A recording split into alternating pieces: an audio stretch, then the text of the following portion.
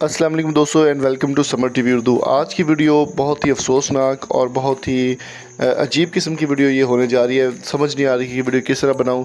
पत्तों की के जो कि लोग हैं उनके दिल पत्थर से भी ज़्यादा जो है वो सख्त हो चुके हैं।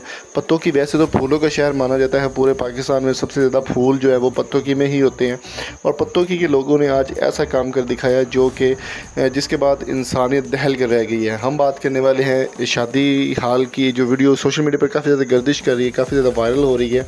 वहाँ पर एक वाक़या पेश आया कि एक पापड़ बेचने वाला गरीब नाम इंसान, जिसका नाम अशरफ के नाम से जो है वो तस्दीक हुई है, वो वहाँ पर पापड़ बेच रहा था। और जो बारात आई हुई थी, बारातियों ने उसके ऊपर इतना जुल्म किया, इतना तशद्दुद किया कि वो बंदा मौके पर जाँ बहक हो गया।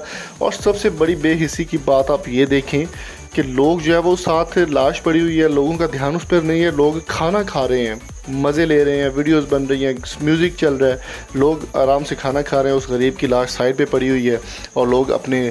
और ये सबसे बड़ी बात तो ये है कि शुक्र करें कि पत्तों के लोगों ने उस लाश को नहीं खाया, जबकि उनका काम बनता था कि इतनी बेहिस्सी अगर उन्होंने करनी तो वो उस लाश को भी खा जाते।